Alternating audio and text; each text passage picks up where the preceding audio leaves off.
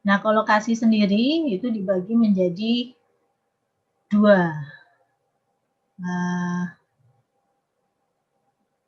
Berdasarkan bentuknya ya, sifatnya kolokasi itu ada non-komposisionalitas, kemudian tidak dapat disubstitusikan, dan tidak dapat dimodifikasi.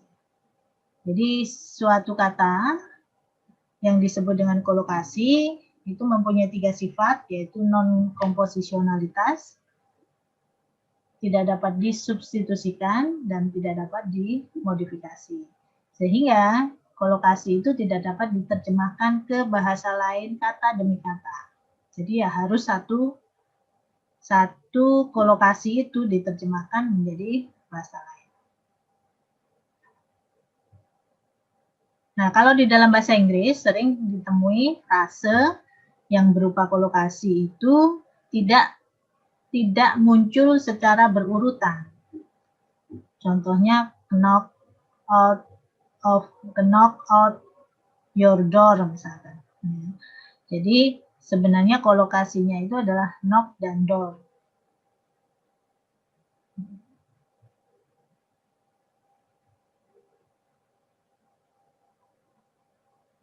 Nah, tadi ada istilah non-komposisionalitas. Sehingga apa itu yang dimaksud dengan komposisionalitas?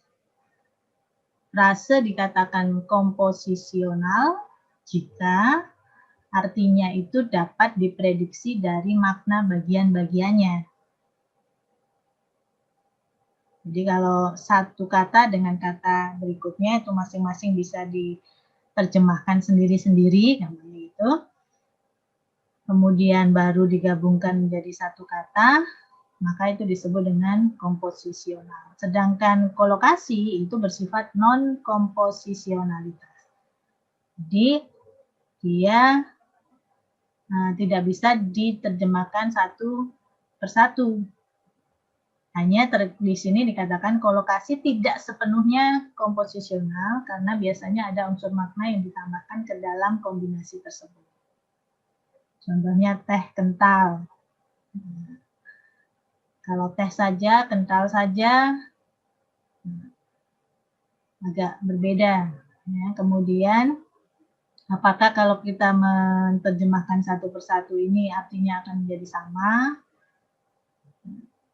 Sehingga kita bisa memprediksi satu kata ini menjadi kata yang dimaksud oleh masing-masing kata yang membentuk. Ini biasanya tidak terjadi seperti itu. Jadi ada yang bisa, ada yang tidak. Nah, yang sering terjadi itu adalah kata-kata yang sangat non-komposisionalitas itu disebut dengan idiom. Nah, idiom itu adalah kata-kata yang tidak mengandung arti sebenarnya. Contohnya banting tulang.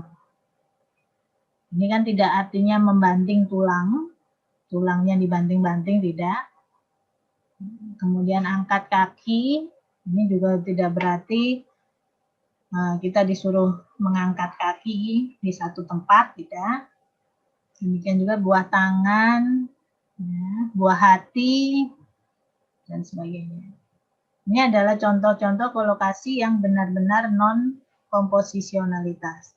Kalau teh kental ini masih sedikit-sedikit bisa kita katakan komposisional. Ini yang dimaksud dengan komposisionalitas. Kemudian tadi dikatakan juga bahwa kolokasi itu tidak dapat disubstitusikan.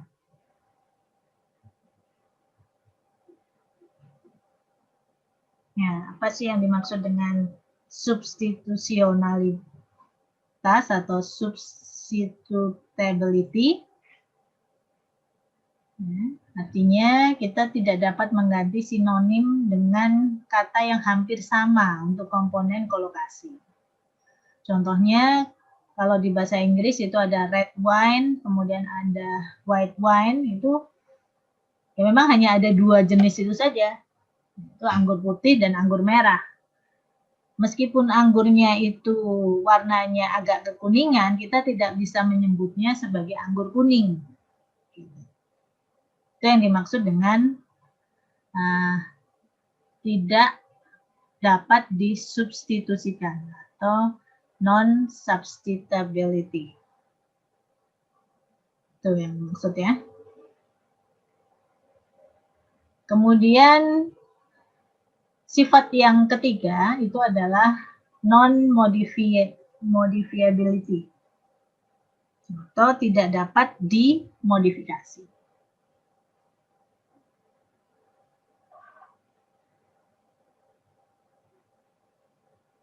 Nah, ini contohnya ya yang berupa idiom tadi ya. Jadi banyak kolokasi yang tidak dapat dimodifikasi secara bebas. Dengan menambahkan kata-kata tertentu, itu tidak bisa. Contohnya kata buah tangan gitu ya, itu ya tidak bisa diganti, dimodifikasi. Misalkan tangannya dijadikan anggur, ya akan berbeda. Katanya akan berbeda, buah tangan dengan buah anggur ya akan berbeda. Itu yang dimaksud dengan tidak dapat dimodifikasi. Non-modifiability. Nah, sekarang seperti apa cara kita menemukan kolokasi di dalam sebuah bahasa? Kan agak sulit ya, karena nggak ada polanya. Buah, ini kan misalkan buah tangan. Ini kan buah itu kata benda, tangan itu kata benda juga. Apakah semua kata benda kalau disusun dengan ditambah dengan kata benda akan membentuk kolokasi yang umum? Kan tidak. Jadi karena tidak ada pola tertentu, maka cara pendekatan untuk menemukan kolokasi itu adalah dengan menghitung frekuensi kejadian atau banyaknya kejadian dari kata-kata tersebut dalam sebuah bahasa.